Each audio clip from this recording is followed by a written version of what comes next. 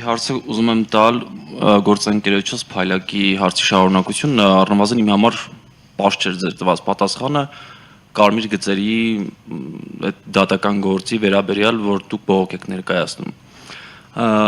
Ձեր քաղաքական հակառակորդները, այսինքն քաղաքացիական պայմանագրի, ասում են, որ դուք դատարան եք ներկայացնում բողոք, որ անընդհատ հետաձգվի օրենքի ուժով չմտնի դատական ակտը ուժի մեջ։ Ու ասում եմ, որ անընդհատ նույն տեքստով մանեք դիմում վերաքննիչ, հետո վճռաբեկ ու նույն բողոքն եք տանում, իրանք հետ են վերադարձնում։ Ասում եմ, որ իրավաբանորեն սխալ է։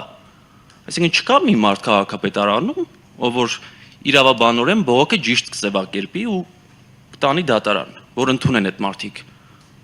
Դա եմ ուզում հասկանալ։ Ու Փայլակի պատասխանը ինչու եք անընդհատ բողոքարկում։ Էդգար ջան, տեսեք, ես հիմա քանի որ չեմ տիրապետում իրավաբանական տերմինոլոգիային եւ դրա մասնագետը չեմ, ես հիմա կդժվարանամ ասեմ ձեր հարցերի պատասխանը սպառիչ տամ, բայց եթե ձեզ օրինակ ավելի մանրամասներն է հետաքրում, թե Երևանի քաղաքապետարանի կողմից բողոքարկմանը, ես կարծում եմ, որ առաջիկայում նման հնարավորություն առնվազն կստեղծվի, թե ոլորտի պատասխանատուի, թե գուցե եւ մեր համապատասխան վարչության կողմից, որպեսզի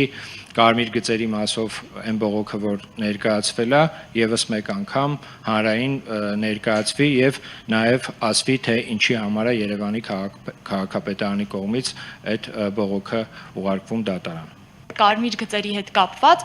տեսեք,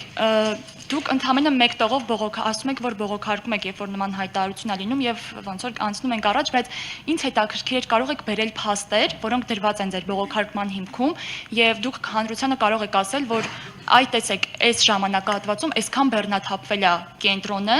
ու սա, այսինքն այս գործողությունները իրավաչափ են։ Իսկ դատարանն ասում է, որ սրանք իրավաչափ չեն ու պատճառաբանում է, որ բեռնաթափում էլ քաղաքին չի բերել։ Հիմա այս մասով դուք ինչ կարող եք ասել, կարող եք թվեր ունենալ, որ ծանրաբեռնվածության մասը կարողանաք ցույց տալ։ Անի ջան, նայեք, հիմա այն բողոքը, որ ներկայացվել է եւ որը որ փաստացի դատարանի կողմից անվավեր է ճանաչվել, դա կարծում եմ ոչ թե վերաբերվում է բուն բեռնաթափման, այլ արժեքին, որտեվ եթե հիմա մենք խոսում ենք նվյալ խնդրի մասին, շատերը արժեքից են բողոքում, ոչ թե բեռնաթափման խնդրից, չէ՞, կարծում եմ դուք էլ եք հիմա նույնը ասում, որովհետև այն խոսույթը, որ կա, որ գումարը բարձրացավ կարմիր գծերի, շատերը բողոքում են դրանից, այլ ոչ, որ դրանով բեռնաթափման խնդիրը լուծվեց, թե չլուծվեց։ Հիմա ինչ վերաբերվում է ձեր հարցին, թե հնարավոր է դա ինչ-որ թվային պատկերով ներկայացնել, առնվազն թվային պատկերով ինչի է դժվար ներկայացնել, որովհետև որպես այդպիսին շատ բարդ է այդ մեխանիզմը կիրառել, էլի, որովհետև եթե մենք նայում ենք օրինակի համար նախկինում տարեկան մինչև այս որոշումը ընդունել էլ, երբ որ 12,000 էր տարեկան վճարը, տասնյակ անգամ թվերը ավելի մեծ էին տարեկան փաթեթը, այսպես ասած, գներու կարմիր գծերի կայանման, քան հիմա, այսինքն այդ տեսանկյունից եթե որ մենք նայում ենք, այո, նաև այդ արժեքը շատ վարորդների ստիպել է, որպեսզի իրենք կենտրոնում հնարավորինս քիչ կայանում անեն եւ տարեկան փաթեթները ձեռք չբերեն հաշվի առնելով նաև գինը։ Այդ տեսանկյունից, այո, ինչպես նշեցի, որոշակի տեսանկյունից բեռնաթափում կա, բայց այդ բեռնաթափումը, եթե մենք առաջին հայացքից նայում ենք երթևեկությանը, խցանումներին եւ հոսքին, մարդկանց մոտ կարող է տարակուսանք